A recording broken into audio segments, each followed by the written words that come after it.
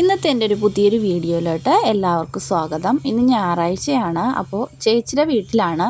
അപ്പോൾ ഞങ്ങളെല്ലാവരും ഒന്നിച്ചിരുന്ന് രാവിലത്തെ ഭക്ഷണം കഴിക്കുകയാണ്.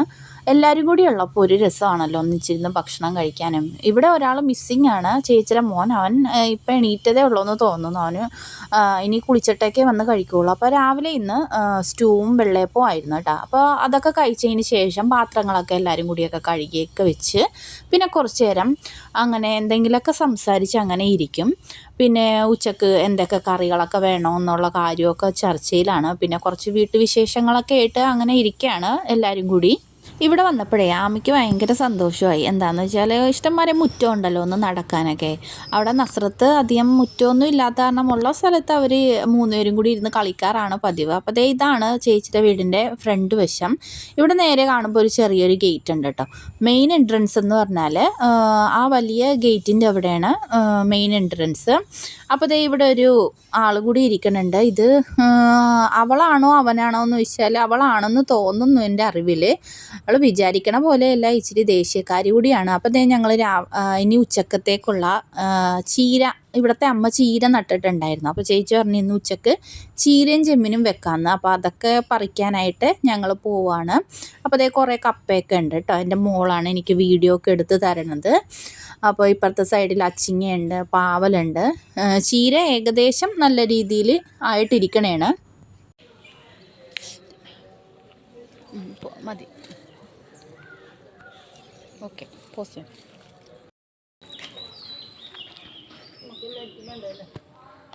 എല്ലാവർക്കും വേണം, എടുത്തോ.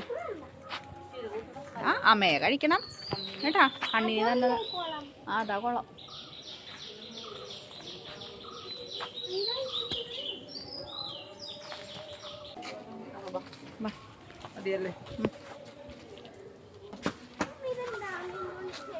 ഏതാണ്,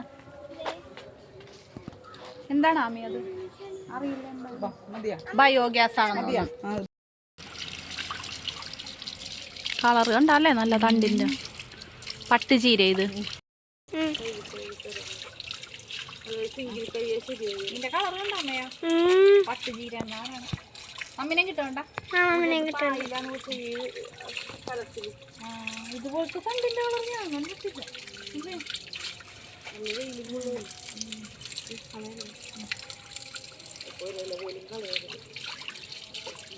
അങ്ങനെ ഞങ്ങൾ ചീരയൊക്കെ പറിച്ച് അകത്ത് കയറിയിട്ടുണ്ട്. ചീരയിൽ അത്യാവശ്യം നല്ല രീതിയിൽ മണ്ണുണ്ടായിരുന്നു. അതെന്താണെന്ന് വെച്ചാൽ ഇങ്ങനെ നിലത്ത് ഇങ്ങനെ മഴ പെയ്തത് കാരണം അതിൻ്റെ ഇലയിലൊക്കെ ഒത്തിരി മണ്ണുണ്ടായിരുന്നു. അപ്പോൾ കുറച്ച് നേരം ഇത്തിരി ഒന്ന് കഴുകിയിട്ട് കുറച്ച് നേരം ഒന്ന് വെള്ളത്തിലൊന്ന് മുക്കി വെച്ചിട്ടുണ്ടായിരുന്നു. അപ്പോൾ ഇവിടുത്തെ അമ്മയുടെ ചേച്ചി വന്നിട്ടുണ്ടായിരുന്നു എൻ്റെ ചേച്ചിനെ കാണാനായിട്ട്. അപ്പോൾ അവർ അങ്ങനെ സംസാരിച്ച് നിൽക്കണേണ്. അപ്പോൾ ആൻറ്റി പോയിട്ടോ. അതിന് ശേഷം ഞങ്ങൾ കഞ്ഞിക്കൊക്കെ ഇട്ടിട്ടുണ്ടായിരുന്നു. പിന്നെ എനിക്കുള്ള പണിയെന്ന് വെച്ചാൽ ചീര ഒന്ന് അരിഞ്ഞു കൊടുക്കണമായിരുന്നു.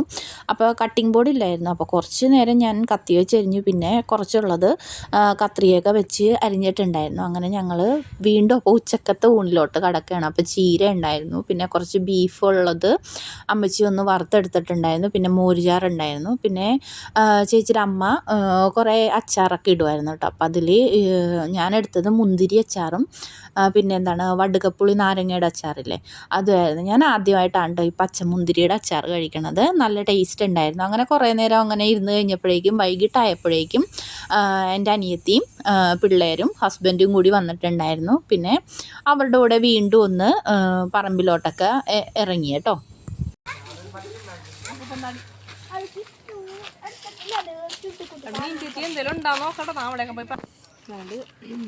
എന്നായാലും